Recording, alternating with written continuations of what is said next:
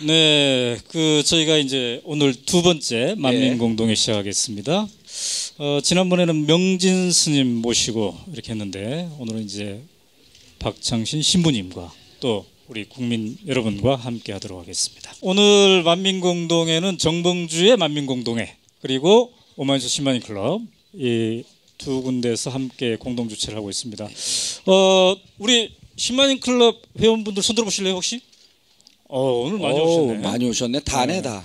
예. 오늘 좀 긴장하셔야 되겠습니다. 예. 정봉주 팬클럽에서 오신 분들? 예, 상당히 많군요. 한 50대 50으로 구성되고 있고 이제 나머지 분들은 여러 가지 홍보를 통해서 오신 것 같습니다. 자, 연습 한번 하겠습니다. 안녕들 하십니까? 그러면은 안녕하면 파랑색. 안녕하지 못하면 싫어. 그다음에 아무 생각 없이 내 머릿속은 하얗다. 그런 흰색. 자, 우리가 만민공동회 시작하겠습니다. 그러면서 안녕들 하십니까? 하면 안녕하세요. 그럼 네 그러면 안 돼요. 자, 지금부터 만민공동회 시작하겠습니까? 여러분 안녕들 하십니까? 여기는 안녕하신 분 두 분 계셔. 네. 아니 저 뒤에요. 저기죠 두 분. 좋아 하신 분. 좋아. 네. 최근 그 대학가에서 안녕 대자보가 이렇게 하는데요. 대자보 읽어보고 참 좋았다 생각하시는 분들은 쪼아 카드를 들어주시기 바랍니다. 멋있어요. 여러분들 너무 반갑고요. 그리고 오늘도 역시 참 인상적인 게 20대 우리 그 어린 동생들서부터 그 다음에 우리 70대 그 형님들까지 많은 분들이 전 세대를 거쳐서 오셔갖고 너무 인상적입니다. 모두들 반갑습니다. 인사드리겠습니다. 저는 오마이 대표 오연호입니다. 반갑습니다. 저는 정봉주입니다. 제1부는 박창신 신부님을 모시고 강의를 들어보는 건데요. 신부님께서 이 자리에 오셔가지고 아마 말씀을 나눈 동안 저희도 아마 함께 하면서 주임서를 넣도록 하겠습니다.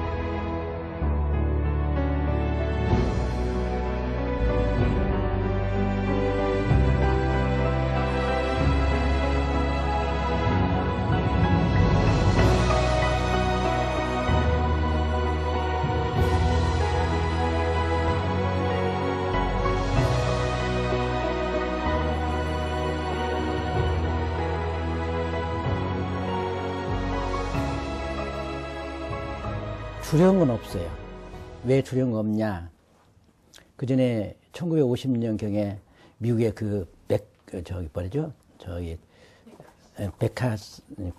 그것이 막 불어닥칠 때 누군가가 그걸 껐단 말이에요. 내가 이름을 잊었어요. 누군가 껐어요. 그래서 혹시 이런 정치에서 잘못된 것을 내가라도 희생돼서 좀 껐으면 좋겠다 하는 것이 지금 제 마음이에요. 그래서 지금 기소했다는 소식이 있어도 하나 두렵지 않아요. 내가 만약 가서 뭐 잘못돼서 이 법으로 교도소 생활한다면 허지요. 왜냐하면 그걸 꺼기 위해서, 공화물을 꺼기 위해서 내가 하죠 하는 그런 생각을 가지고 있어요. 지금.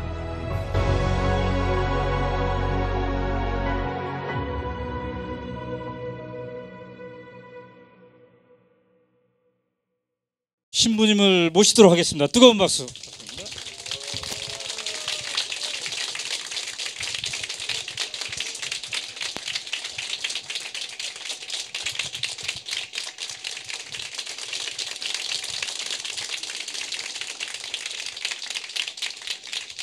신부님 아까 익산에서 KTX로 올라오신 거죠?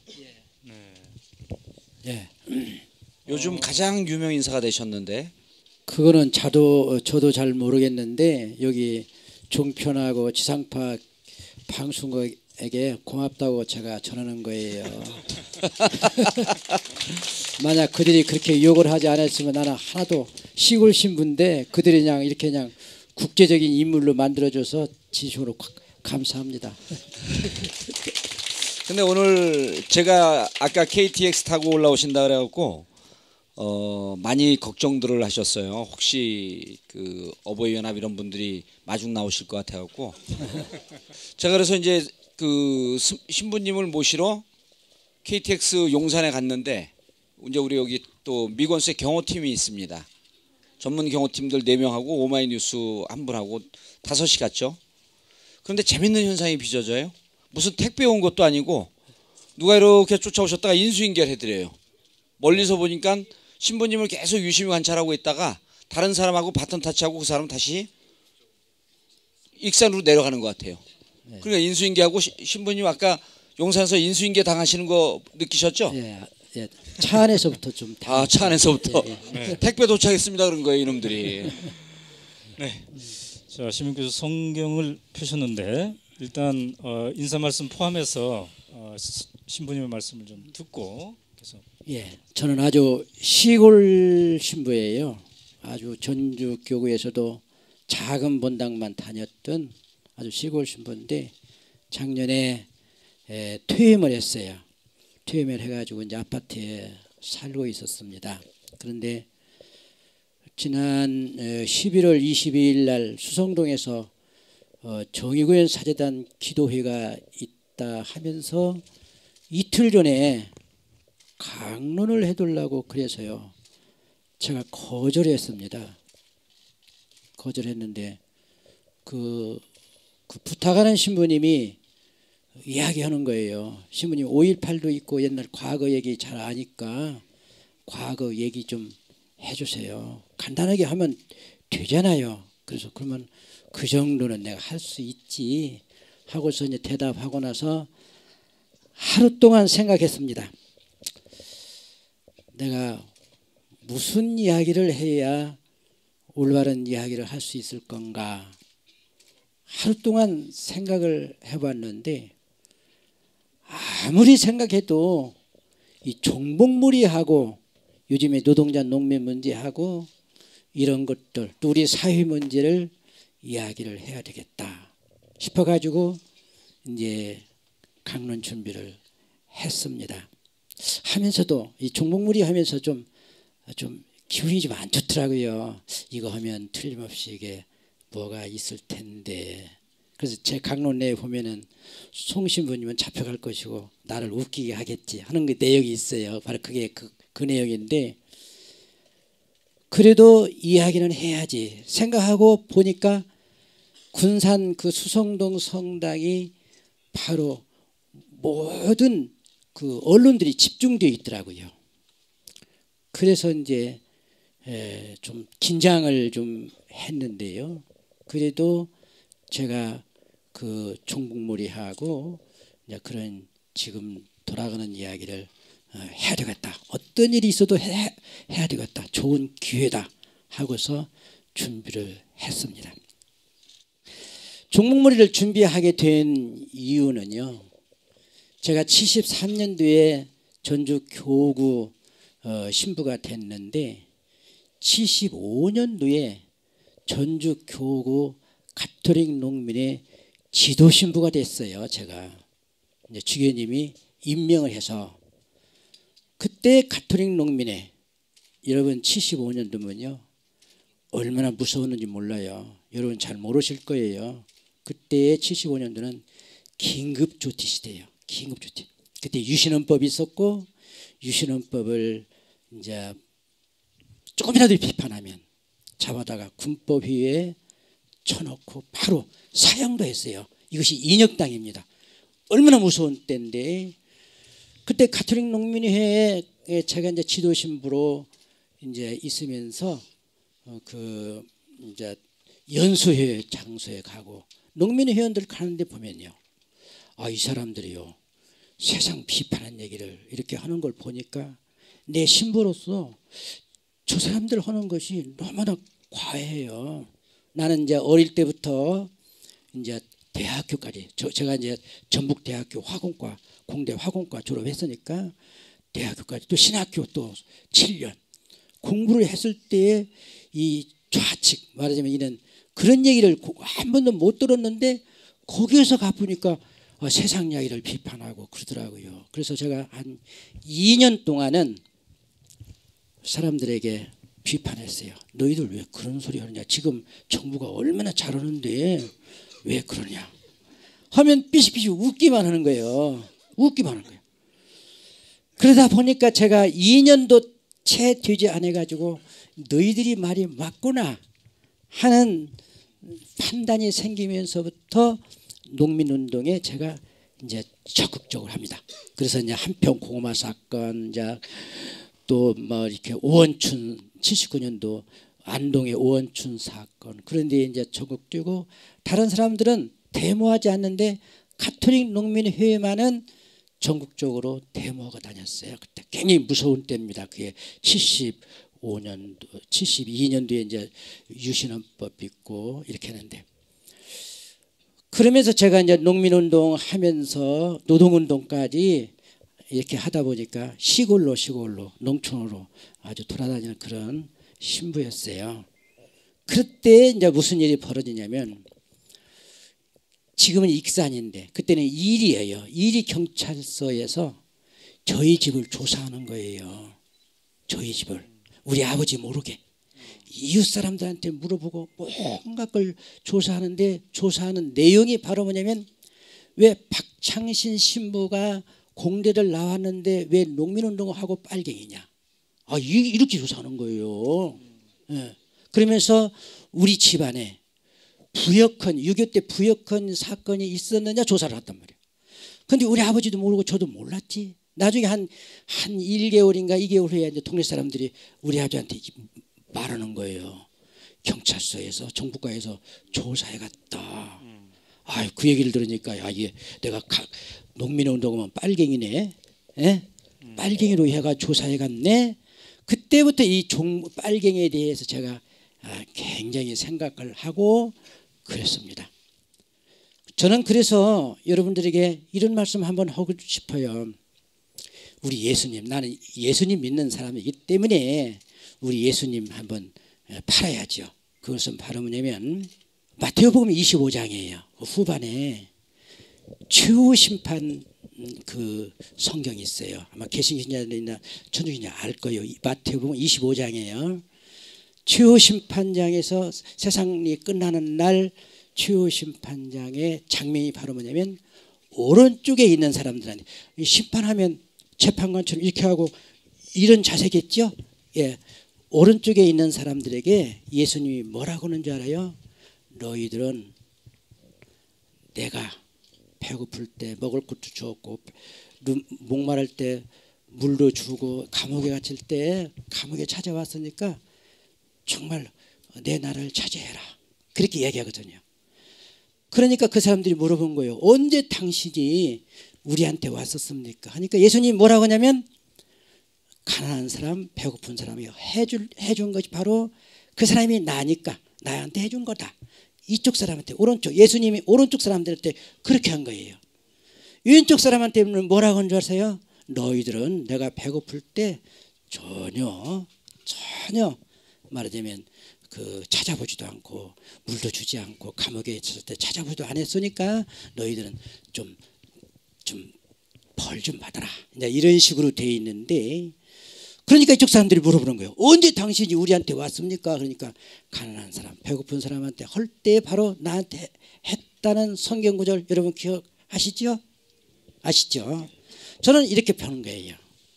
예수님 왼쪽에 있는 사람, 이쪽에 우측이에요, 좌측이에요? 예?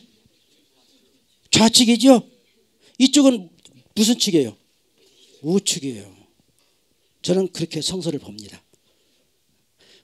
좌측 사람들은 노동자, 농민, 가난한 사람을 위해서 활동하는 사람들 좌측이에요.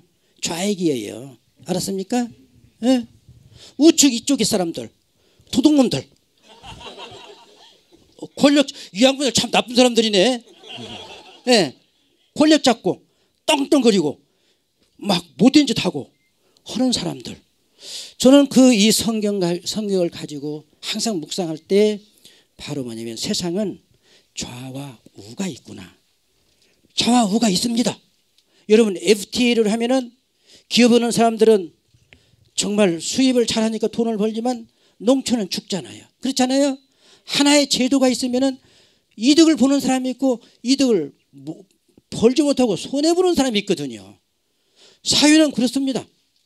어느 사회든지 공산사회 아니고는 공산사회는 어느 성경에서는 어느 것이냐면 이스라엘 민족이 해방돼 가지고 40년 동안 광야 생활할 때에 만나만 먹고 살 때 모두가 같은 가난한 뱅이 됐거든요. 거기에는 좌와 우가 없습니다.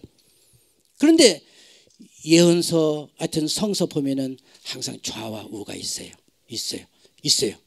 누가복음에서는 말하자면 군중과 그 워르들과 이렇게, 또 요한복음에서는 군중과 유태인, 이거 7장 12절에 있어요. 이렇게 있습니다. 좌와 우가 항상 어느 사이든지 나눠 있어요.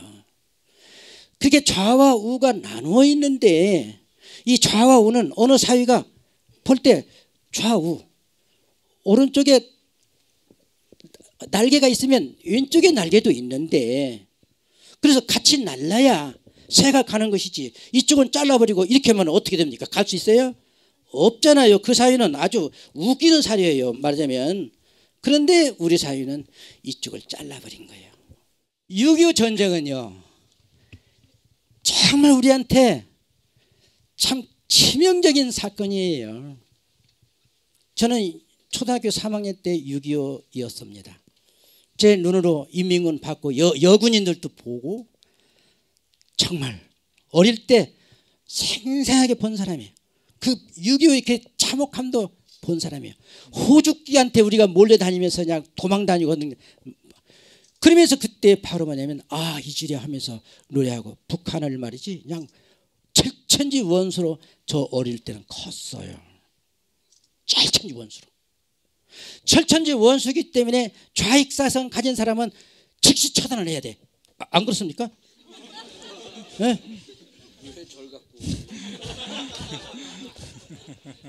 완전히 죽여야 돼. 좌익사상 가지면은 그 동네에서 못 살아. 신부님, 저는 신부님 오른쪽에 서 있습니다.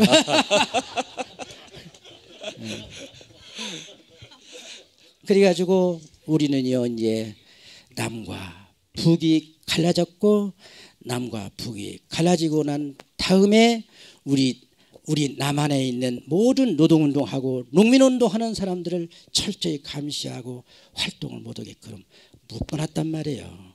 정당도 생기지 않도록 그렇게 만드는 거예요. 이것이 바로 조봉암 그 진보당 사건이잖아요.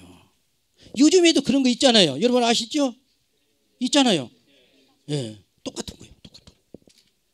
그래서 여러분 우리 대한민국 지금은 이렇게 철저하게 갈라져 가지고 그 갈라진 가지고 종목몰이를 하는데, 그래서 제가 종목몰이 하는데 6.25 전쟁이 계속 있어 가지고 적으로 규정을 했으면은 제가 할 말이 없는데, 김대중 대통령 때 6.15 선언이 있잖아요.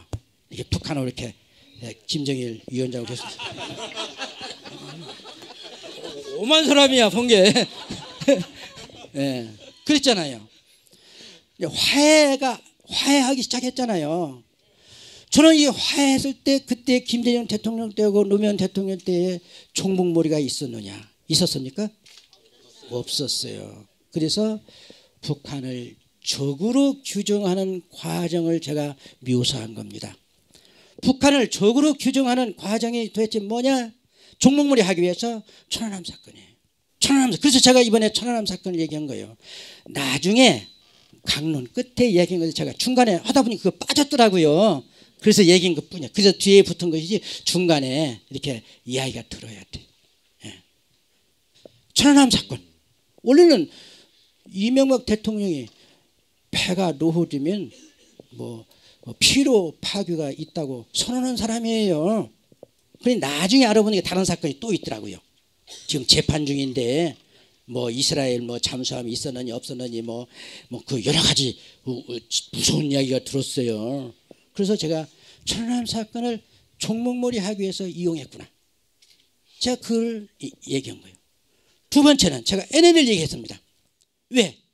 NLL 왜 문제 있는 땅 분쟁의 땅에서 저는 분명히 압니다.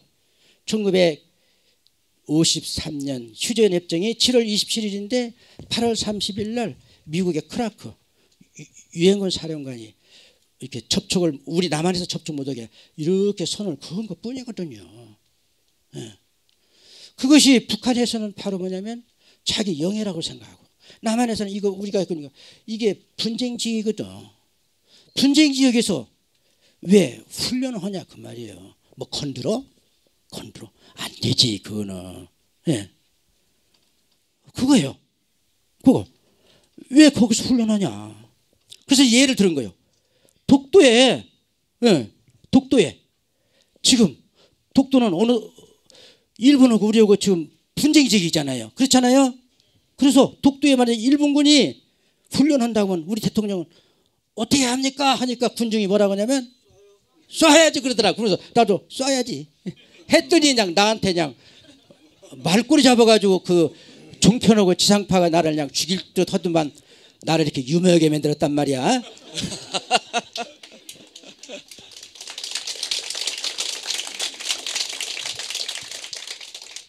신부님 유명해진 말씀하시는데 20분 걸렸습니다.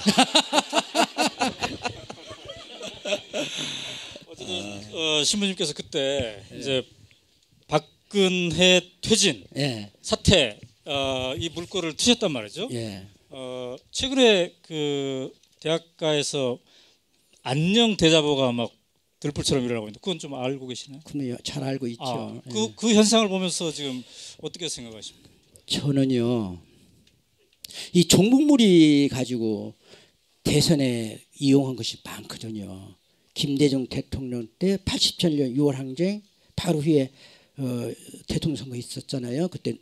그때 그 선거 전 3일인가 후에 킬링필드 영화를 KBS에서 방영했어요. 그 방영을 보고 고향에 갔습니다. 시골 고향에 호남에서 고향에 갔더니 그 버스 정류장에서 젊은이들이 어제 킬링필드 보니까 우리가 생각 좀 다시 해야 돼. 그러더라고요. 이 호남에서 김대중 대통령을 막 이렇게 생각하는 호남에서 그러더라고요.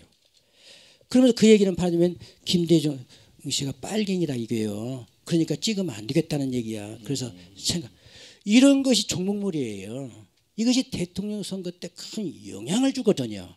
그래서 이번에 국정원에서 막 댓글로 막 2,000 몇 개 막 이렇게 했다는 얘기는요. 완전히 이게 불법. 이거는 완전히 이거는요 선거 무효예요. 무효. 네. 두 번째는요.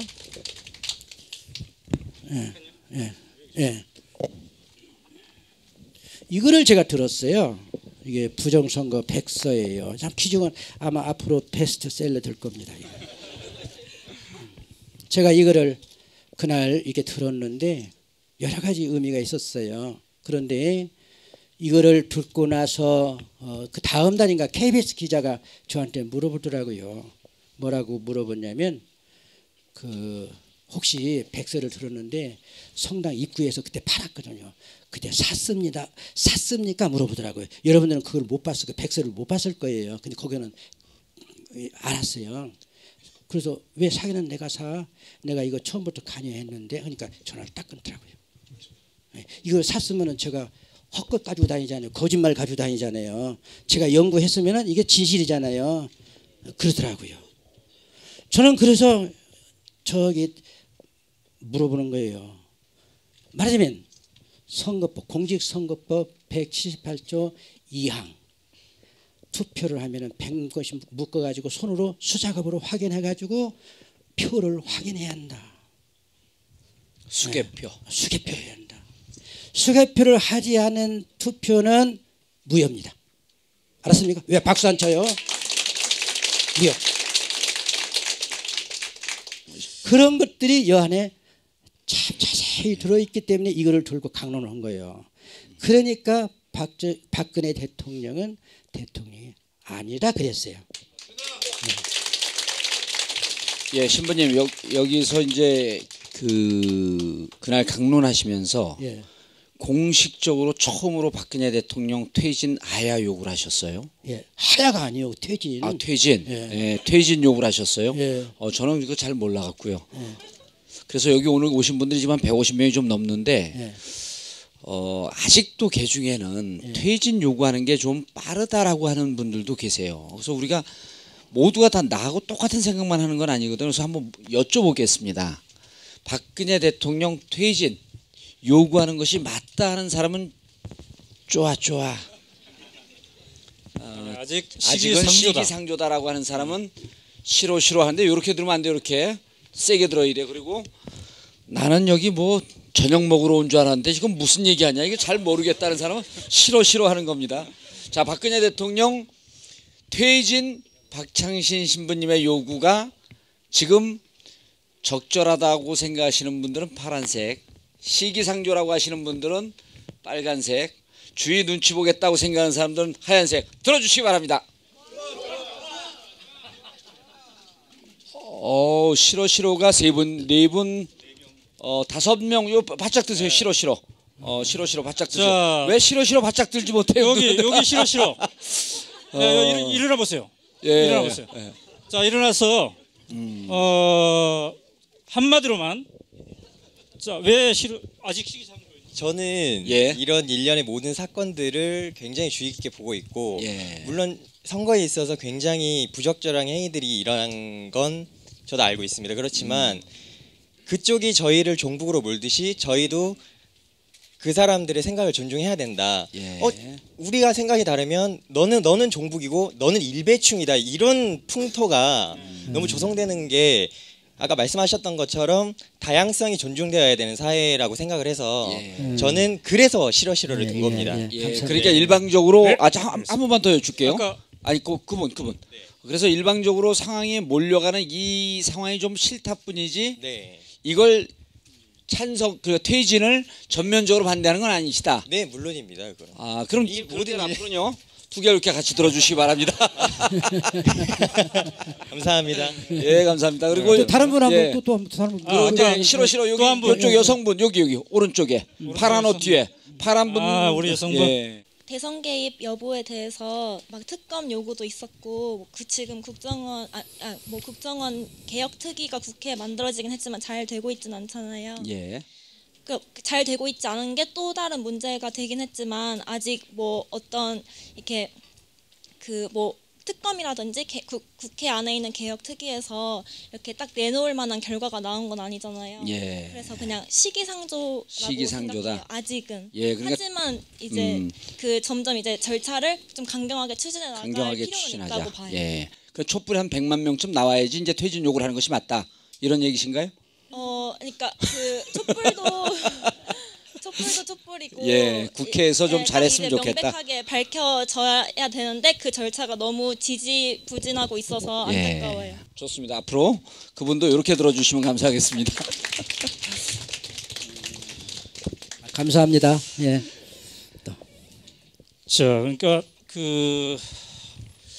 이런 의견들이 많은 것 같습니다. 그러니까 퇴진 이 부정선거가 그게 이제 조금 대선 더, 결과를 당락을 좌우할 정도의 심각한 수준이었는지가 결정적 증거들이 나오고, 그다음에 그러한 그 댓글 사건이든 이런 것들이 이제 박근혜 캠프와의 직접적 연관성 이런 것들이 좀 나오고, 이렇게 해야지 이제 퇴진을 본격적으로 요구한 게 아니냐. 이런데 스님께서 한 말씀 해주시죠. 스님? 이 아저씨 오늘 왜 이래 왜 이래. 제가 요새 법륜 스님하고 하도 돌아다니다 보니까 그러면 죄송합니다. 목사님 한 말씀 부탁드리겠습니다. 또 틀렸어. 네. 네. 지금 저는요, 이 선거 문제는 원래는 선거의 총책임자는 대법원장이에요. 재판도 법원에서 하고 하기 때문에 선거 문제는 법에서는 절대로 가로막을 수가 없다. 예, 저는 그거 한 가지 주장합니다. 그리고 지금 검찰들도 우리 국민의 힘이 막 해가지고 그냥 국민들이 이런 방향이다 하면은 달라질 수 있는데 지금은요 절대로 우리 편에 안 서 있어요. 그 사람들 믿는다는 것은 절대로 불가합니다. 안 돼요. 이거 되질 않아요. 되질 않아요. 예. 신부님, 예, 감사하고요. 그리고 이제 그때가 그 강론하실 때가 예. 사실 서울에서 날도 추워지고 그러면서 촛불이 많이 사그러질 때였었거든요. 예.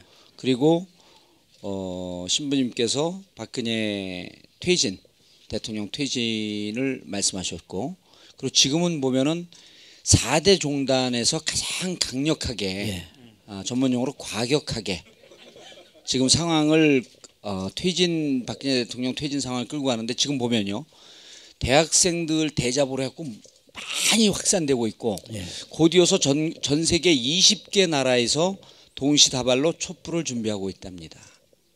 그건 제가 준비한 건 아닙니다. 그래서 이렇게 지금 겨울 되면서 촛불이 사그러들 거라고 청와대에서 분석을 했는데 이 상황이 지금 계속 번지고 있거든요. 예. 4대 종단에서는 앞으로 어떻게 이 상황을 좀 더 선동하면서 끌고 가실지 입장을 좀 밝혀주셨으면. 그거는 저는 그냥 그 강론만 해서 잘 모르겠는데 아마 정의 쪽으로 또 가겠지요. 가고 제가 그 한마디 더 좀 해야 돼요. 예. 다른 얘기. 제가 이제 그래서 이제 이 종북무리하고 뭐를 좀 보냐면요. 우리 사회가 이 돈이잖아요. 권력이 잘못돼 가지고 권력이 잘못되면은 이게 말하자면 국민들에게 봉사하지 않는다. 이것이 또 성경에 있어요. 루카복음 22장이에요. 있거든요. 말하자면 섬기는 사람이 되라. 이런 거 있어요. 민족들을 지배하는 임금들은 백성 위에 군림하고 민족들에게 권세를 부리는 자들은 자신을 은인이라고 부르게 한다. 그러나 너희는 그렇게 해서는 안 된다. 이거 예수님이 정치관이거든요. 예. 정치는 봉사해야 한다. 근데 우리 사회는요 봉사하는 것이 아니에요. 이 재벌들로 같이 어울려 가지고 노동자 농민을 저렇게 목 살게 하고 하는 정치 구조에서는 이게 말하자면 그 권력이 그래서 이게 정권 교체가 되어야 하는데 우리는 그런 사유가 안 돼 있어서 문제거든요. 그래서 잘못된 권력은 맞아 우리가 비판해 가지고 저기 좌측도 권력을 잡아야 한다. 이제 그런 생각을 하는데 특별히 권력은 그렇고 두 번째 잘못된 돈은 재투자를 해요. 재테크.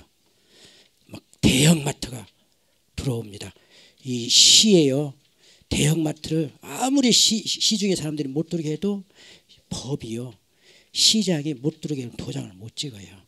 그냥 땅 사놓고 들어오면 그냥 대형마트 짓고 골목 슈퍼 그냥 들어옵니다.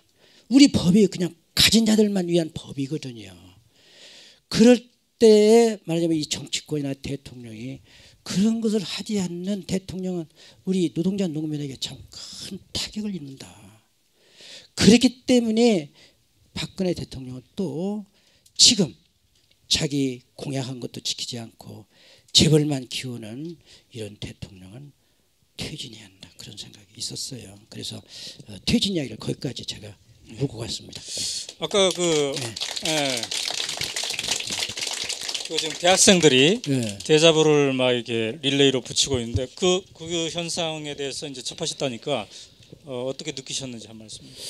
저는 대학생들 뭐 행복합니까 하니까 아니다 아닙니다 하는데 꼭 고백성사 보러 온 사람들 같아갖고 예, 우리나라 사람들이 이제 완전히 고백성사 보는 것 같아요. 하느님 앞에 예, 아닙니다 하고서 우리 사회가 너무나 불안합니다. 그 뜻을 표현했을 때 엄청난 충격이었죠. 예. 여러분 그렇죠?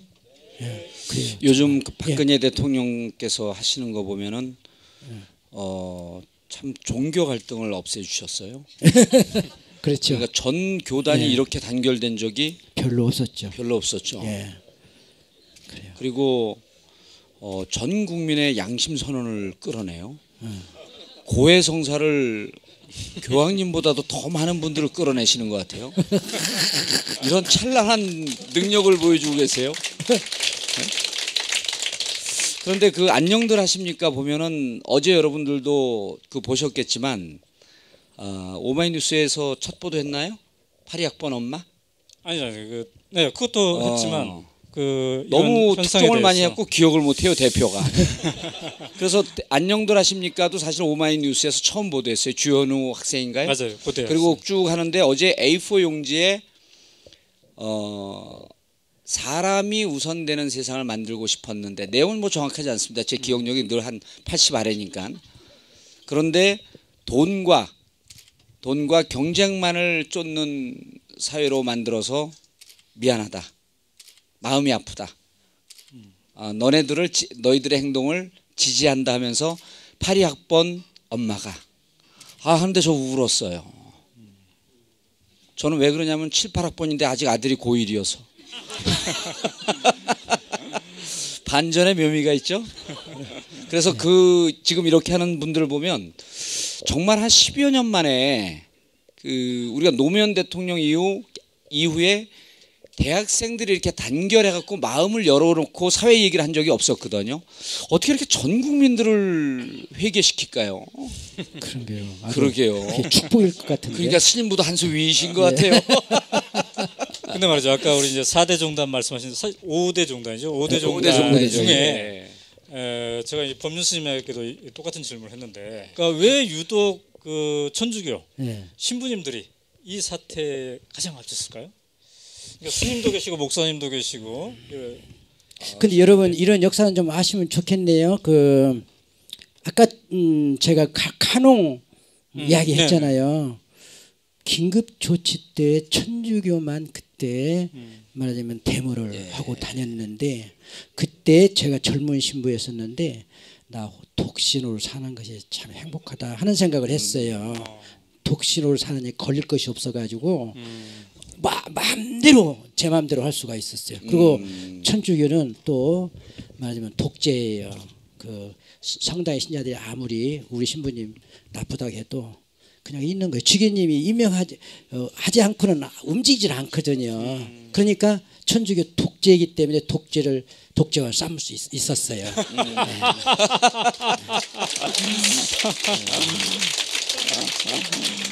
또 한 가지는 아니요. 또 한 가지는 87년 6월 항쟁이 있잖아요. 이제 80년 광주 끝나고 6월 항쟁일 때 그 박종철 고문치사 사건에 대한 그거를 정의구현 사재단에서 폭로했거든요. 그러고 나서 4.13 호원 조치 그 전두환 4.13 호원 조치 그 전후에 천주교 신부들이 단식했어요. 다른 사람들 모를 겁니다. 이렇게 교구별로 돌아가면서 단식해서 그 단식한 것이 이제 부음이 돼가지고 나중에 이한열 열사 죽고 그래서 87년 6월 항쟁이 있었거든요. 그런 역사 있었어요. 그러니까 이번에도 정의구현 사재단이 손수 쳐가지고 이렇게 좀 하고 이제는 앞으로 교구별로 이제 돌아다니면서 이제 기도회 한다고 결의가 됐으니까 우리나라는 참 희망이 비쳐요. 감사합니다. 예. 그 신부님 여기 지금 오신 우리 만민공동에 오신 분들이 한 30%는 87년 이후에 출생하신 분들이에요. 그렇네요. 예. 그러니까 87년 호원 조치하면 저게 조선시대 무슨 역사인가 이렇게 착각하시는 분들도 계신데 다행히 어르신들도 오시고 그래갖고 여러분 아까 간홍할 때 간홍이 뭐냐면 가톨릭 농민의 준말이에요. 여기 87 이제 아시잖아. 몇 년생이에요? 예. 92년. 저봐요. 제 얘기가 제가 봉도사입니다. 그래서 많은 분들이 70년대 80년대 군사 독재 정권 시절에 그리고 전두환 시절에 가장 앞장서서 이 사회의 민주화 운동을 주도했던 분들이 신부님들이에요. 천주교 정의구현 사제단. 네. 예, 그러니까 근데 또 묘한 인연이 있어요. 그리고 가장 이 신부님들이 열성적으로 민주주의를 위해서 싸울 때가 아버지 박정희 대통령 시절이에요. 예, 그래요. 근데 지금 따님 박근혜 대통령 시절에도 또 앞장서 나서셨어요. 예. 뭐 개인적인 감정이 있는 건 아니시죠? 네. 74년도에는 여러분 그 아셔야 돼요. 이게 이 정권이요. 이 조국 분단 문제를 가지고 자기 이권 다툼하면요. 그런 사람들 국민들이 좀 저항을 해야 하는데 72년도 여러분 7.4 공동성명 아시죠? 72년도 7.4 공동성명이 바로 뭐냐면 이후락이 북한에 가가지고 그 세 가지 조건으로 했죠. 맞아요. 평화통일, 단결, 자주적으로 이렇게 해서 평화통일을 하겠자. 그때는 통일이 뭐 우리의 소원이니까. 그래서 그 선포를 하니까 막 들끓었어요. 통일한다고 막 들끓고 하는데 이미 박정희는 유신헌법을 만들어놓고 있었어요. 만들어 놓고서 평화통일을 한다니까 통일헌법이다. 그래서 그때에 그 대통령을 선출하는 것을 통일주체 국민회의라 해가지고 남북한 5,000명인데 남한에서 2,500명 정도 그 대통령 선거 간접 선거 하는 사람들을 이렇게 선출해서 대의원을 선출했죠. 대의원 선출해서 장춘 체육관에서 99.9%로 대통령이 되는 것이 유신헌법이에요. 그 유신헌법 때 말하자면 긴급조치 그걸 반대하면은 유신헌법 반대하면 긴급조치에 처단하는데 그때에 지학순 주교님이 거기에 이제 민창학령 사건을 연결돼서 주교님이 구속이 되고 할 때 정의구현 사제단이 발족이 됐어요. 근데 우리 천주교는 두 가지 단체 있어요. 정평이 있고 정의구현 사제단이 있습니다. 정평이는 교황청 산하 그 공식기구예요. 공식기구. 각 교구마다 천주교는요 완전히 지방자치단체예요. 지방자치예요.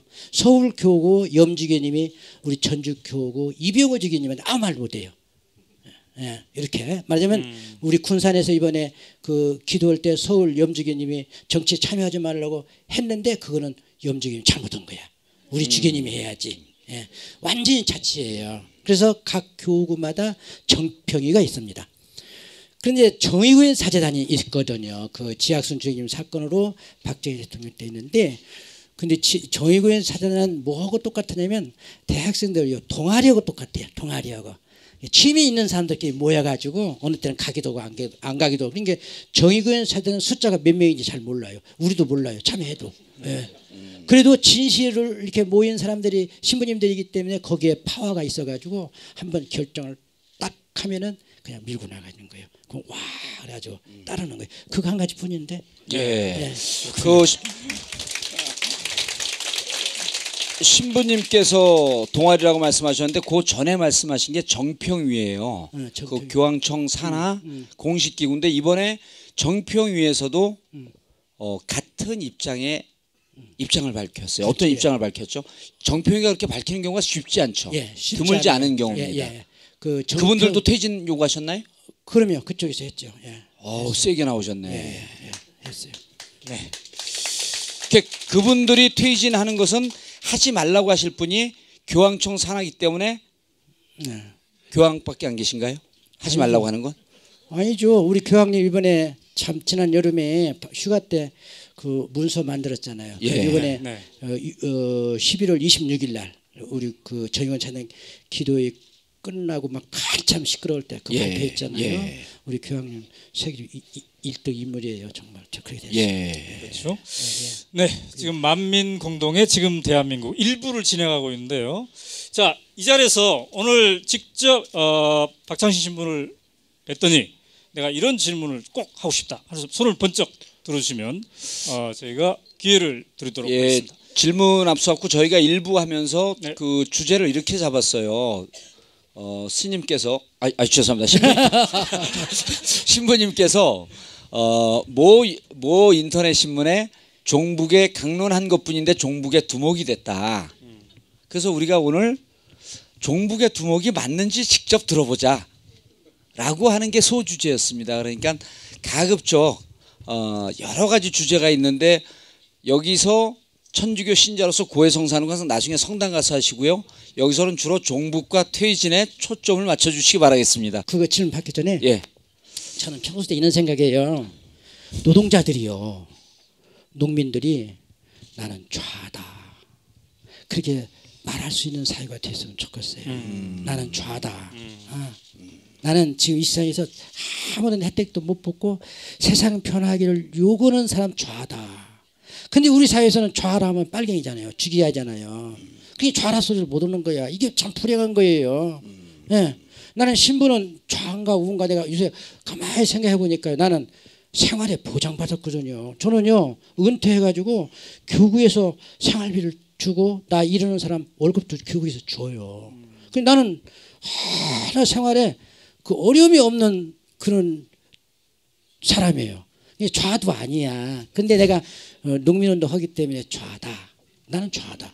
예. 빨갱이다. 예, 알겠습니다. 우리 사회가 나는 빨갱이다 말할 수 있는 그런 사회가 되면요 우리 사회가 굉장히 건전해질 것 같아. 근데 그 빨갱이 소리를 하면은 너 이놈 새끼 너 발로 차고 그냥 난리를 치우고 그냥 몰아내고 그냥 그러는 사회가 돼서 이거는요 고쳐야 되겠다.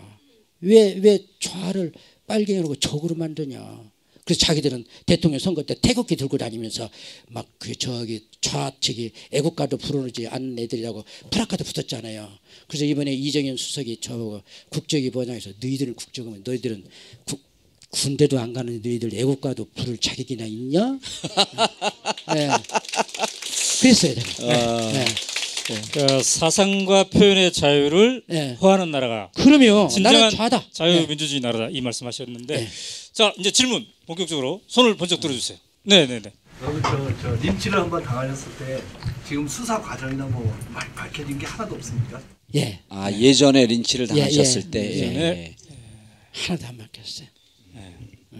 제가요 그 광주 전두환 광주 살육작전 유인물을 뿌렸어요. 그래가지고 우리 여산에서 테러 당했는데 여산성당 관할은 충청도 강경경찰서 소속의 우리 신자들이 있었어요. 그 뿌렸더니만 전라북도에서는 조용했는데 그때 전라북도에서는 전주교가 강했기 때문에 전국에서는 조용했는데 강경경찰서에서 그걸 수사해가지고 우리 신자들 막 계엄사에 잡혀가고 하고 난 다음에 그때는 말하자면 광주에서 막 모든 언론을 막 못 오게 하고 차단하고 했는데 거기서 터지니까 그 전두환 씨 그분들이 저를 주시했던가 봐요. 그래서 한 달 후에 그냥 린치를 당했죠. 예. 지난번에 인터뷰한 거 보시니까 이제 그 청년들의 지문까지도 다 채취를 했으나 수사가 제대로 진행되지 않았다 이렇게 말씀하셨는데 자 또 다른 분 신부님한테 그리고 몇 분 같이 받고요 한꺼번에 얘기를 듣고 말씀을 좀 나누도록 하죠. 예, 저는 최근에 이제 25살인데 행군을 전역을 했습니다. 2011년도인데 제가 천안함이 터질 때 그 뒤에 문무대항함이라는 걸 승조를 했었는데 제가 그 상황에 바로 있었어요. 그래서 이제 그 부분에 대해서 제가 그때 일병을 막 달았었을 때였는데 근데 그 부분에 여러 가지 연평도 폭력 사건도 다 제가 군에 있었을 때 일어난 일이고 여러 가지 그거에 대한 반감이 굉장히 크기도 합니다. 여러 가지 그런 문제들에 대해서. 근데 신부님께서 말씀해주신 나는 좌라고 말씀할 수 있는 말할 수 있는 그 사회가 저희가 그 빨갱이라고 하는 것 자체가 그 북한에 종속되어 있는 그런 사람들 말하는 거잖아요. 그러니까 저희 그 북한에서 그 탄압받고 있는 그 북한의 동포들이 아니라 그런 그 김정은이나 그런 독재 권력에 일조하는 것이 아니고 내가 좌라고 말할 수 있는 거는 당신들의 생각이 이렇지만 내 생각은 이렇다고 말할 수 있는 그걸 말씀해 주시는 건지 아니면 내가 좌다, 내가 빨갱이다 하는 것이 나는 저 북한에 종속되어 있다. 그 이석기 사건이 아직 재판이 끝나진 않았지만 어쨌든 그 김일성의 그 주체 사상으로 통일을 하자 뭐 이런 내용이잖아요. 그러니까 그런 것들이 저는 명백해졌으면 좋겠다고 생각해요. 어찌 됐건 간에 그 김정은이나 그 독재 정권 부분에 대해서는 문제가 있다고 생각을 하지만 그러면 저는 얘기하기를 북한하고는 연결되지 않은 상태지요. 예, 그렇죠. 예, 우리 그래가지고 우리 좌측을 대변할 정당도 우리가 만들고 그런 사람이 도의원도 되고 도지사도 되고 그런 사람들이 말하자면 대통령도 되고 그런 사회가 돼서 정권 교체가 되는 사회가 돼야 사회가 올바른 사회고 그래야 그 사회는 서로 화합하고 단합하고 같이 사는 거예요. 저는 그 종북주의자라고 주장하는 사람들 단 속이 상해요. 우리 전 정의원이 나보고 종북주의자라고 하잖아요. 그럼 나는 지금 민주화운동하고 농민운동 했잖아요. 그러면 사람들이 볼 때 내가 종북주의자면 그럼 북한이 좋은 거잖아요. 그렇잖아요. 그러면 이 사람은 북한을 도와준 거예요? 안 도와준 거예요? 예? 도와준 거지. 자기들이 북한 도와주고 있는 거야.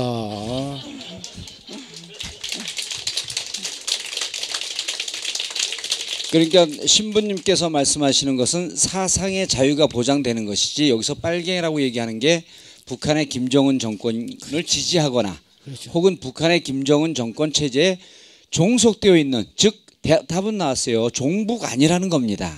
사상의 자유를 헌법에 보장되어 있는 사상의 자유를 말씀하시는 거죠. 그렇죠. 자 여기 지금 이제 대선 부정이 이렇게 밝혀지고 있는데 지금 신부님 같이 양심 선언을 포함해서 또 가장 결정적인 것은 국정원이라든가 국방부에서 양심 선언을 좀 나와야 된다고 생각하는데 사실 우리나라는 양심 선언하는 데를 이렇게 보호해주는 장치나 이걸 전무하지 않았습니까? 그런 측면에서 그전에도 그런 사재단에서 그런 역할을 했는데 이 기회에 한번 어떤 선관이라든가 국정원이라든가 국방부라든가 뭐 그 위에 이 부정선거를 양심선언을 할 사람을 이렇게 받아들이거나 보호해줄 장치를 한번 이렇게 좀 말씀해 주시면 어떻습니까? 글쎄 그거는요 지금 무섭다 생각하면 말하기가 어렵잖아요. 어느 기회가 되면은 될 수도 있겠는데 현재 상황으로도요 누가 고발 안 해도 다 좀 드러난 거예요. 어떻게 더 이상 바라는 것은 안 돼. 현재 상황으로도 정말 부정선거 부패하고 부정하고 그건 뭐 하여튼 말할 수 없어. 아마 세계 사람들이 우리나라 욕을 겁니다 정말로. 예? 우리 자신들도 비참하고. 예. 오늘 지금 신부님 한 1시간 정도 말씀을 주셨는데요. 사람들이 지금 많이 힘들어해요. 아니 여기 계신 분 힘들어한 게 아니고 지금 대한민국 상황에 대해서 너무들 마음 아파하고 힘들어하시기 때문에 마지막으로 이제 이 방송이 또 잘 편집이 돼갖고 전 국민들에게 다 나갈 거거든요. 그래서 지금 상황에 대한 힘들어하시는 분들에게 힐링의 말씀을 끝으로 마무리를 좀 해주셨으면 하는 생각입니다. 저는 김대중 대통령 말씀이 있잖아요. 그 행동하지 않는 양심은 악의 편에 서 있다. 참 그 얘기 참 명언이에요. 정말 명언이에요.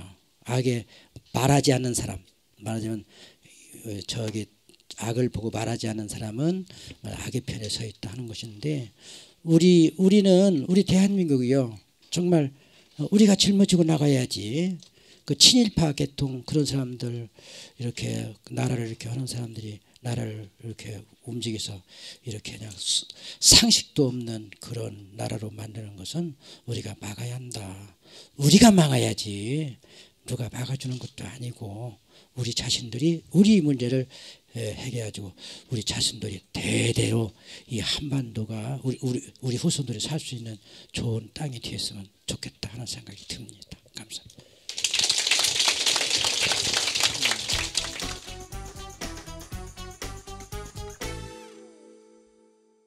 제가 4월인가 5월에 그 오마이뉴스하고 올해 인터뷰를 하면서 그때는 우리 대통령 퇴진하야 이런 얘기가 나오지도 않았어요. 그리고 국정원 이 선거 개입이 이렇게 사이버 사령부 얘기도 안 나왔을 때예요. 최근에 나오기 시작했잖아요. 아까 제 사석에서 저 이제 박창신 신부님한테 좀 불만이 있어요. 그건 좀 이따 말씀드리고 간 다음에 뒷담화 치는 겁니다. 바로. 근데 그때 4월인가 5월인가 정확하게 기억이 안 나는데 요즘 조금 얘기 안 하는데 처음으로 제가 그때 무슨 얘기를 했냐 하면 원세훈을 누가 임명을 했냐. 저는 지금 4대 종단, 5대 종단에서 주장하는 것, 그분들이 지금 주장하는 게 가장 우리 사회에서 요구할 수 있는 가장 앞장선 주장들을 하고 계세요. 원래 성직자분들이 할 때 보통 옛날에도 보면 사회운동 하시는 분들이 좀 더 앞장서서 주장을 하고 성직자분들이 좀 온건하게 주장하고 그래요. 근데 이번에는 보면 박창신 신부님을 종북몰이 하면서 사실은 조금 더 늦게 준비되었을 개신교와 스님들, 원불교 이런 분들이 계속 빨리 나왔는데 그건 뭐냐면 같은 종파는 다르지만 성직자를 저렇게 종북몰이 하는 상황을 참을 수가 없었던 거죠. 이대로 놔두면 우리 성직자 전체가 몰리는 상황이 오는 것 때문에 조금 급히 나간 측면이 있는데 국민들이 지금도 호응하고 있어서 대통령 퇴진하야 요구를 하고 있는 겁니다. 근데 제가 4월 5월에 무슨 얘기를 했냐면 원세훈은 도대체 누가 임명했냐. 그래서 제가 대통령 전문가들도 다 만나봤어요. 대통령 전문가 뭔지 잘 모르시죠? 원조 소통령 김현철도 제가 만나봤어요. 그리고 이명박 4년 동안 모셨던 분들도 만나봤고 다 만나봤어요. 그 다음에 우리 요즘 좋은 말씀 많이 해주시는 윤여준 장관님, 이분도 대통령 전문가예요. 이 세 분을 다 만나봤더니 내리는 결론이 하나같이 똑같습니다. 국정원이 독단적으로 단독으로 할 수 없는 일이다. 그럼 누가 지시를 했을까요? 그때 대통령이 누구였었죠? 쥐새끼요? 아니 이분이 그렇게 얘기했는데 이제는 말할 수 있습니다. 제가 쥐새끼라고 그랬다 감옥 갔다 왔는데 이제는 말할 수 있어요. 아니 그 아저씨도 평민 나도 평민 어쩌라고. 도저히 국정원장이 독단적으로 혹은 국정원장이 신정권의 어떤 캠프하고 연관돼서 할 수 없는 일이랍니다. 대통령 전문가들의 얘기예요. 국정을 5년 동안 직접 지휘했던 이 대통령 전문가들이 도저히 이건 불가능한 거고 누군가가 명령을 내렸을 때 당시 대통령이 알고 명령을 내린 상황에서 이것이 진행됐을 것이다. 상식적으로 맞는 얘기 아닙니까? 그런데 이상한 일이 발생이 됐어요. 2012년 제가 법무부 출장 가 있을 때 제가 출장 가 있으니까 이 인간들이 별 이상한 짓을 다 해. 9월 2일 날 당시 대통령 MB와 여권의 대선 후보가 된 현 박근혜 대통령과 9월 2일 날 약 100분 정도의 독대를 합니다. 그때는 뭐냐면 대통령이 선거에 개입한다는 것 때문에 선거법 위반의 혐의가 있을 것 같아서 여당 후보가 안 만나려고 그랬을 때예요. 왜냐하면 조금 지지하는 발언이 나오기도 그래도 하면 선거법 위반에 걸리면 불편하잖아요. 계속 여기 계신 분들이 또 보통 분들입니까? 그때 그 선거에 관한 얘기하면 지금과 같은 피켓을 선거 개입하지 말라 계속 드셨을 거 아닙니까? 불안하니까 안 만나려고 그러다가 9월 2일 날 독대를 합니다. 보통 독대를 하면 대변인들이 배석을 하거나 비서실장이 배석을 해요. 대통령 1대1 독대는 역대 정권을 보면 찾아보기가 힘이 들어요. 그런데 독대하고 끝나고 난 다음에 무슨 얘기를 했냐니까 지금까지도 아직 내용이 밝혀지지 않고 있습니다. 근데 2010년에도 한번 독대를 해요. 그때 좀 짧았습니다. 근데 독대를 하고 나온 다음에 그 전까지 우리 윤 장관님 얘기를 들으면 2007년도에 이명박 대통령이 당선되잖아요. 당선되면서 새누리당 한나라당을 안 알아. 한나라당을 싫어했답니다. 한나라당을 안 알아. 그 다음에 국정을 어떻게 할지 고민해라. 그러니까 그 우리 쥐아저씨께서 이랬대요. 한 손을 번쩍 들면서 이깟 대한민국 내 한 손으로도 다 운영해. 쥐가 힘도 좋아. 그래서 그러지 마십시오. 그 다음 세 번째 요구가 박 대표를 안으십시오 그랬대요. 박 대표와 관계 개선을 해라. 얘기를 하다 자리를 팍 차고 일어나서 나가드립니다. 이게 팩트예요. 지난 5년 동안 보면 두 분이 친했나요? 둘이 잘 안 친했죠? 그래서 그 관계 개선하려고 2010년에 독대를 합니다. 근데 독대를 하고 난 다음에 관계가 개선되는데 그 이후에 이재호 당시 MB의 측근이 개헌안을 갖고 나오니까 박근혜 당시 의원이 뭐라고 얘기하냐면 나도 속았고 국민도 속았다. 그러면서 관계가 또 악화돼요. 그런데 느닷없이 선거 100일을 앞둔 9월 2일 날 독대를 합니다. 그때 무슨 얘기가 됐는지 아무도 몰라요. 그리고 그 이후로 모든 국정원들이 그다음 사이버 사령부가 본격적으로 댓글을 통해서 선거에 개입하는 게 그 100일 동안 집중적으로 일어납니다. 그러면 5대 종단, 6대 종단에서는 지금 주장하는 대로 쭉 가십시오. 우린 뒤쫓아가면서 박근혜 퇴진해라 그러면 뒤에서 나도, 박근혜 퇴진해라 그러면 나도, 그러고 우리 쫓아가면 되고, 우리가 87년도 노태우로 정권이 이양됐을 때 그때 무슨 얘기를 했냐면 쿠데타의 주역인 전두환을 구속 수사해야 한다라고 하면서 전두환 체포조가 연희동을 찾아갔어요.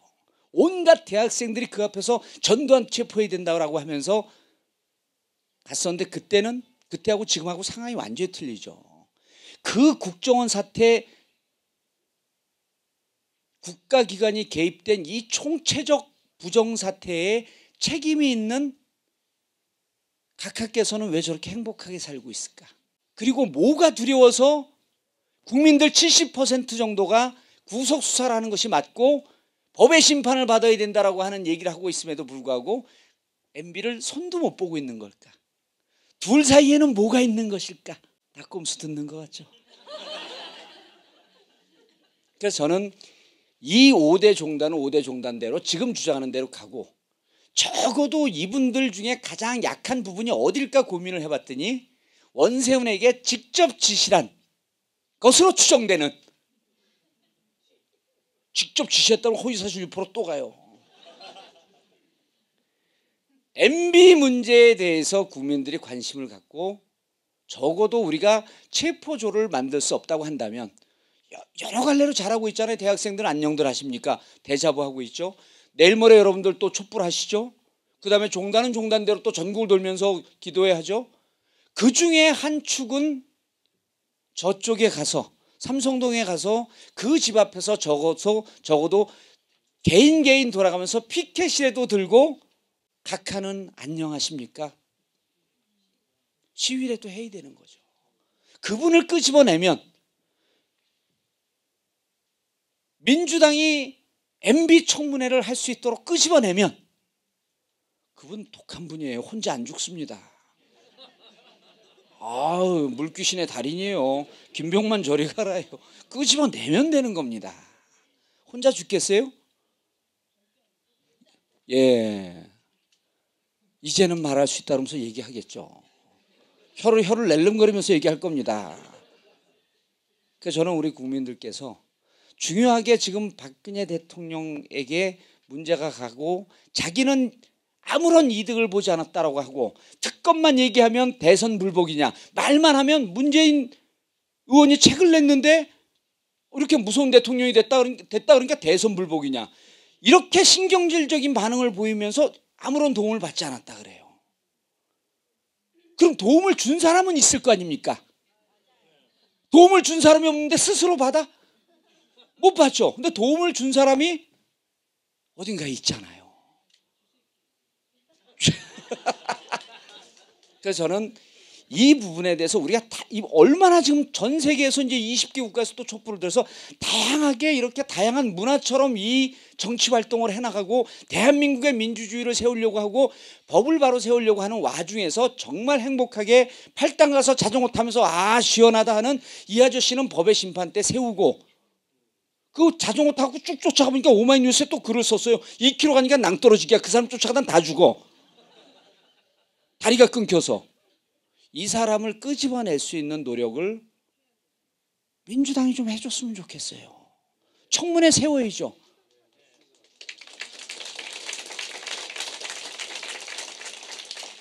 이 흐름은 흐름대로 가는데 여기에서 가장 저들이 아파하고 약한 고리는 아마 둘의 9월 2일 100분간의 독대가 아니었을까라고 추정해 봅니다.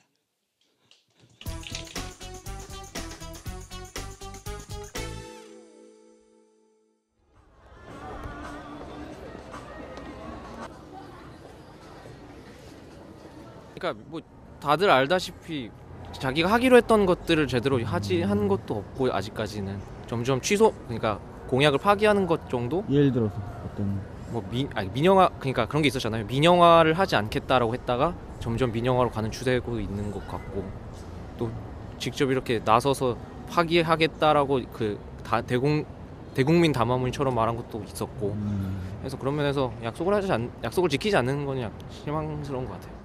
글쎄요, 처음에는 뭐 선거하기 전에는 말로만 하는데 막상 딱 되고 나도 말로만 고집이 세신지 몰라도 뭐 측근들한테도 그렇듯이 국민한테도 맨 거짓말만 한 것 같아요.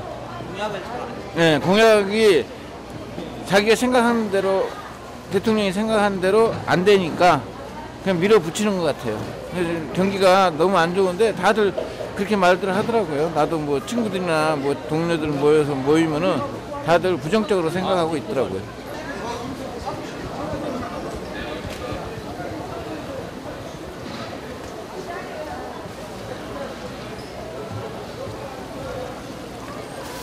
모든 것이 섬세하게 요소요소를 다 짚어가면서 잘한다고 생각해요. 지금 현재 우리 북한 문제라든지 아니면은 우리나라의 좀 대내적으로다가 모든 거로다가 이게 좀 외국에 나가서도 나름대로 이렇게 좀 이 우리나라의 모든 이 국민들의 삶의 질을 좀 높여주시는 데 대해서 좀 잘해주셨고 바라는 건 없어요. 지금까지 열심히 하시면은 다음에도 내가 또 해주고 싶어. 국민들이랑 대화를 했으면 좋겠습니다. 저번 정부 때부터 느낀 건데 대화를 하지 않으니까 자기들 독단적으로만 나가니까 지금 이런 일이 있는 것 같아요. 말보다 실천을 했으면 좋겠어요. 말보다 실천. 내려오세요. 그냥 잘하는 거 없어요. 내려오세요.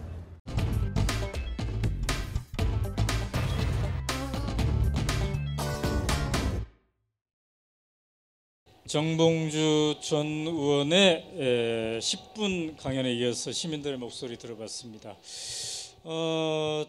여러분 정봉주 전 의원 강연 솜씨가 어때요? 살아 있습니까? 그렇군요.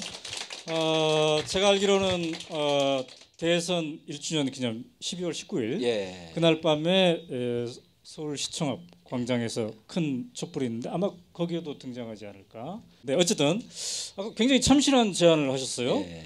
이명박 전 대통령 집 앞에 가서 안녕하십니까 이렇게 한번 해보자. 그런데 아니 뭐 피해도 당하고 그랬으니까 본인이 직접 일바를 해보는 것 어때요?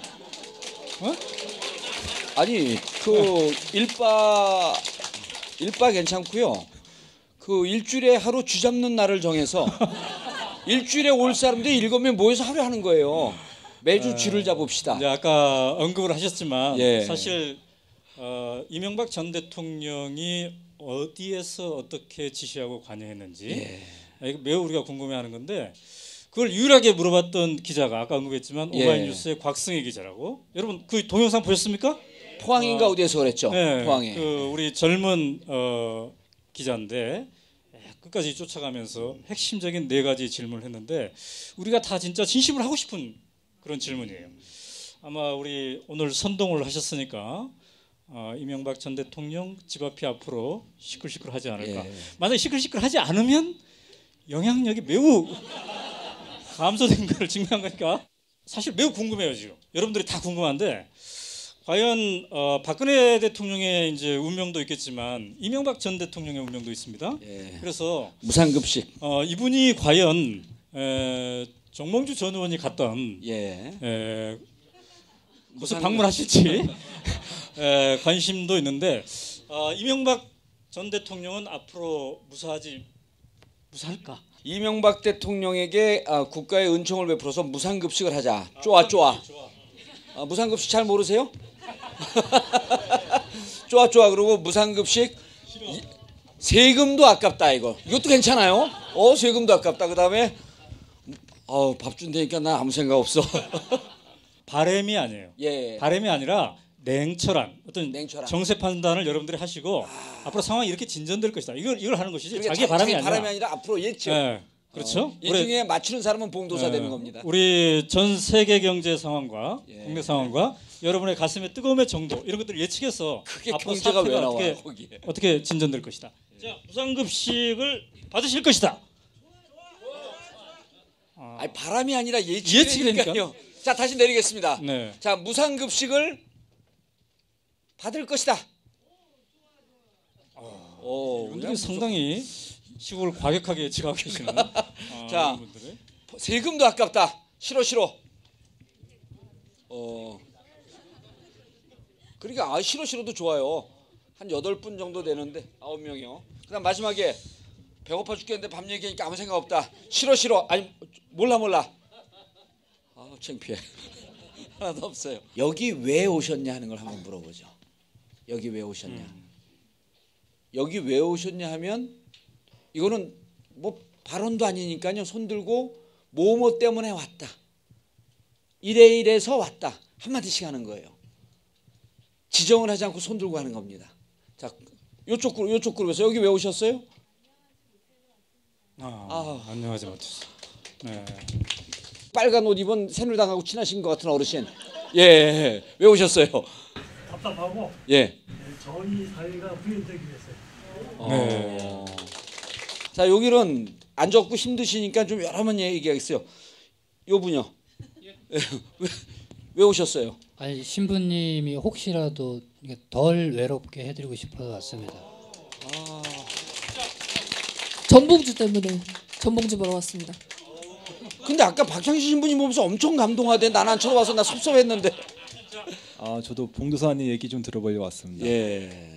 네, 같은 마음을 가지고 있는 사람들 같이 있고 싶어서. 저기 일본에서 오신 분 왜 오셨어요? 여러분. 주위 친구들 중에 일배충들이 많아서 어떻게 하면 얘들을 좀 이쪽으로 교화시킬 수 있을까? 네. 자, 그러면 이제 시간이 많이 흐르고 그래서 이제 여러분들이 직접 발언할 수 있는 그런 시간입니다. 정말 민주당, 민주주의를 위해서 싸운 사람들을 위해서 이런 사람들을 위해서 구제할 수 있는 팀 만들어 주세요. 그래야지 대한민국 민주주의를 위해서 앞장서 싸울 수 있습니다. 내치지 마십시오. 네, 감사합니다. 예, 감사합니다. 자, 그 모자이크 처리를 희망하셨는데요. 그래도 우리가 투표를 한번 해야죠. 자, 저분 발언에 나는 참 많이 감동한다. 좋아. 좋습니다. 두 번째, 저분 발언에 찬성을 하면서 좀 과격하다. 죄송합니다. 부끄러워 죽겠어. 몰라. 한 번 더 들겠습니다. 여기 몰라 나왔어요. 예, 제 생각은요. 네. 그냥 가장 일반적인 거로 보고 제가 여기 왔던 것도 주위에 지금 제 주위에 나이를 먹어가고 군대를 갔다 오면서 남자들이 점점 우경화가 되고 있고 제 주위 일배충들도 뭐 흔히 말하는 그런 사람도 많아지고 참 그러고 있는데 저도 이제 다른 쪽의 목소리도 들어보고 싶어서 왔거든요. 일배충은 아니시죠? 예, 그렇지 않고요. 그래서 저는 균형 잡힌 약간 생각을 가지고자 나왔는데 제가 듣기에는 뭐 틀린 말은 아니라고 생각하지만 일반적인 사람들이 듣기에는 약간 과격한 측면이 있지 않나라고 생각해서 몰라보겠습니다. 우리 멋진 청년 박수 한번 해주시기 바랍니다. 자, 그리고 오늘 주제가 좋으냐 1주년이니까 그거 갖고 투표 한번 하시죠. 좋다고 하시는 분들은 파란색. 이제 파란색 좀 적게 나오겠네. 그다음 안 좋다. 싫어. 안 좋다. 싫어는 빨간색. 그다음에 몰라는 하얀색입니다. 자, 대선 1주년 좋으냐? 좋다. 좋아. 죄송하다. 이걸 들고 왜 죄송하다 그래요? 실수했어요? 당황하셨어요? 자, 대선 1주년 좋으냐? 이건 셀 수가 없네. 네. 그냥 내려주시기 바랍니다. 자, 쓸데없는 거 물어봤어요. 압도적인데 죄송합니다. 말이죠. 그래서 오늘 만민공동회의 이제 핵심 주제는 예. 마지막 주제는 그래서 우리가 무엇을 할 것이냐 여기로 모아져야 될 것 같습니다. 벌써 끝나는 거예요? 이제 우리가 한 10시 전에 끝내야 되니까 여러분들 우리가 무엇을 할 것인가에 대해서 자기가 이제 발언하고 싶은 사람이 있으면은 손을 들고 그렇죠. 무엇을 어떻게 할 저 것인가. 뒤에 마이크 어디 있습니까? 마이크. 1월 4일에 대법원에 그 18대 대선 선거 무효 확인 소송이 들어갔습니다. 예. 근데 법으로는 공직선거법 225조에 소송 등의 처리라고 그 선거 소송은 다른 소송에 비해서 다른 소송보다 우선해서 가장 신속하게 처리해야 되고 180 이내의 그 판결 또는 결정을 하도록 돼 있습니다. 근데 대법원이 지금 그 6개월 안에 판결을 해야 되는데 11개월째 재판을 거의 포기하다시피 방치를 해놓은 게 지금 그 가짜 독재 정권이 그 계속 우리를 안녕하지 못하게 하는 원인이라고 생각합니다. 그거에 대한 문제 제기도 있었으면 좋겠습니다. 예, 알겠습니다. 그리고 그 제가 아까 2012년 9월달에 박근혜 후보랑 이명박 대통령이랑 무슨 얘기를 나눴는지 그 알고 있어요? 예, 저는 알고 있습니다. 말씀드리겠습니다. 내가 당선시켜줄게 이랬습니다. 아니 그 얘기를 100분 동안 했다는 거야? 1분에 한 번씩? 한 번 더 해보세요. 한 번 더 해보세요. 한 번 더. 박수 한번 보내주시기 바랍니다.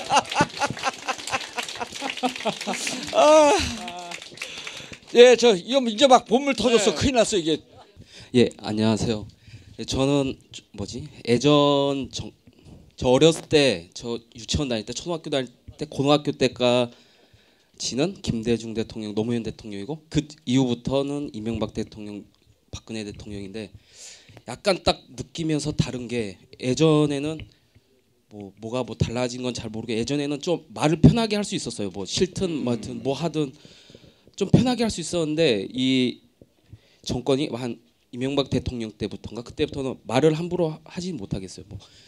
내가 편하게 말하고 싶은데 눈치 봐야 될 것 같고 꼭 옛날 어르신들한테 막 말 함부로 못 하듯이 말하면 그 사람 약간 눈치 봐야 될 것 같고 이 사람 기분 좀 맞춰줘야 될 것 같고 그래서 함부로 말을 못 하겠는데 우리 좀 이념이나 그런 것도 함부로 말 못 하겠는데 자유롭게 하라고 또 창의력을 발휘하라요. 그 이념적 그러니까 저는 어떻게 보면 자유민주주의와 사회민주주의가 함께 가야 된다고 생각하는데 이념적으로 한쪽으로 요구만 하면서도 창조 경제를 해야 된다, 창의성을 발휘해야 된다 하는데 이념이 경직되고 다른 생각을 못하게 하는데 어떻게 그런 게 창의력이 발생하지 저는 그건 납득할 수가 없고 이건 약간 좀 잘못됐다 그런 생각을 하고 저는 정봉주 의원님을 좋아하는데 정봉주 의원님과 민주당이 좀 해줬으면 한 게 저는 유럽이나 선진국처럼 이렇게 자유주의, 보수주의가 있으면 사회민주주의 이런 것처럼 3인당처럼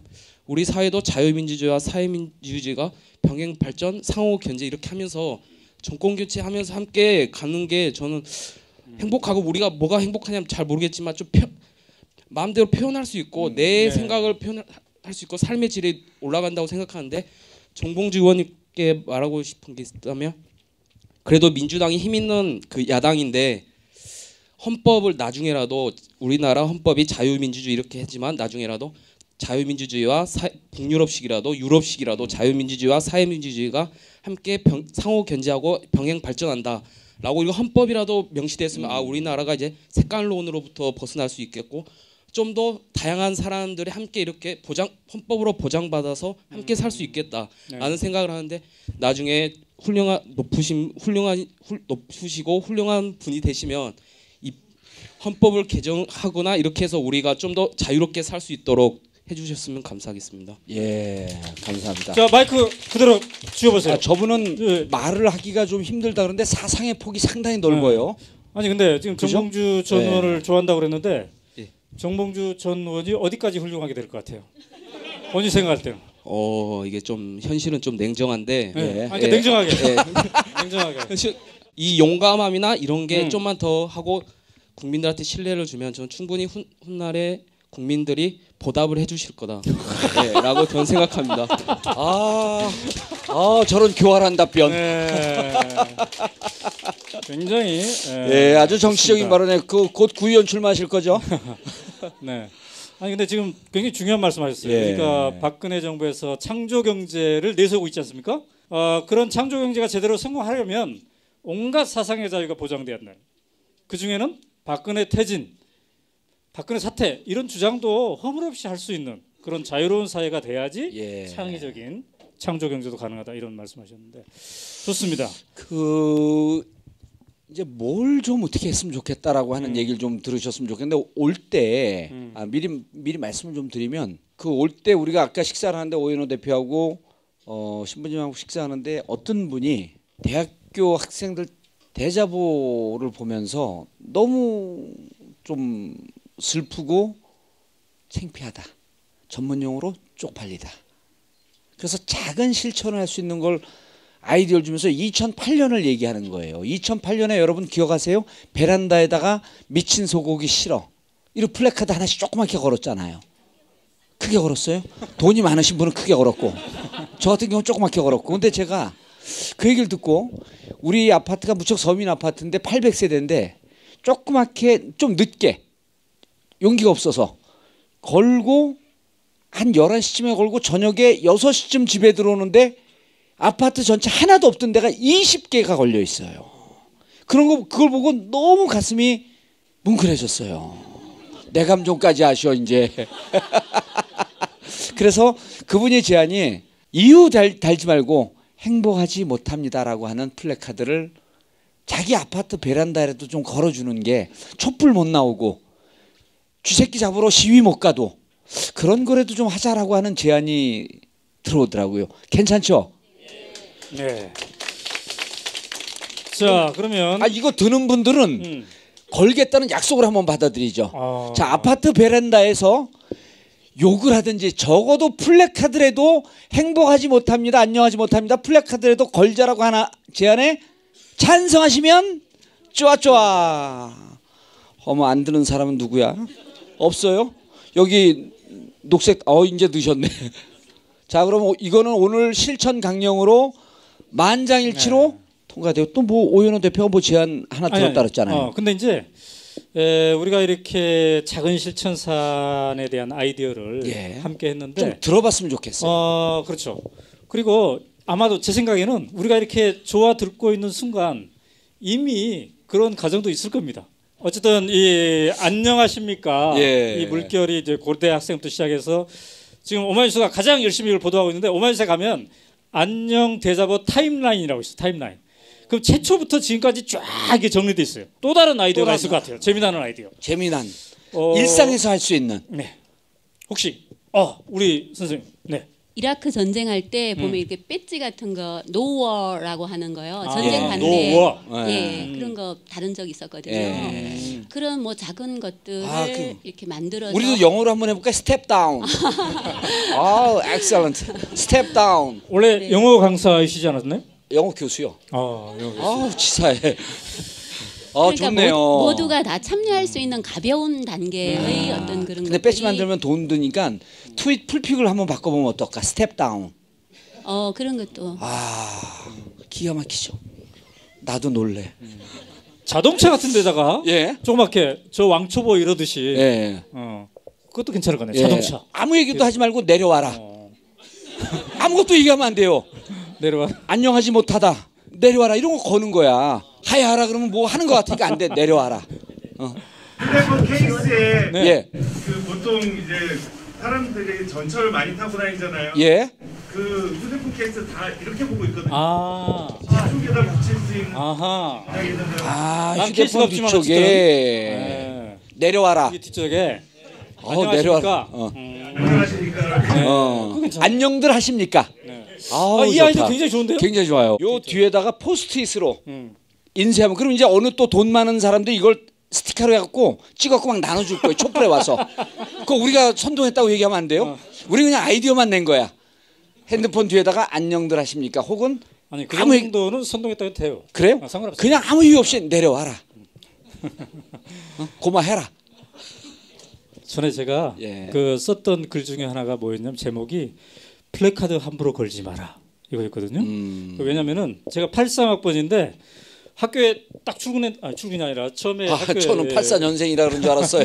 학교에 갔더니 플래카드가 하나 걸려 있는데 이렇게 걸려 있어요. 역사와 민족이 여러분을 기다립니다. 근데 저는 완전히 촌에서 자랐는데 왜 이렇게 시골 촌뜨기를 역사가 뭐길래 민족이 뭐길래 나를 기다린다고 할까? 이 질문으로부터 이제 공부를 하기 시작했어요. 그러니까 우리 고대생이 든 안녕들 하십니까? 이게 엄청난 플래카드입니다. 그죠? 그런데 이제 여러분들이 또 다른 플래카드를 만들고 그런다면은 이게 전국을 좌지우지할 수 있는 아파트에는 지금 많이 안 걸렸기 때문에 아마 그 하면은 참 좋은 일이 될 것 같아요. 자 이제 시간이 거의 다 되어 가는데요. 특히 우리 뒤에 그 의자에 계신 분들은 어느 정도 이게 편하실지 모르지만 이 앞에 계신 분들은 지금 상당히 허리가 아프실 걸로 생각합니다.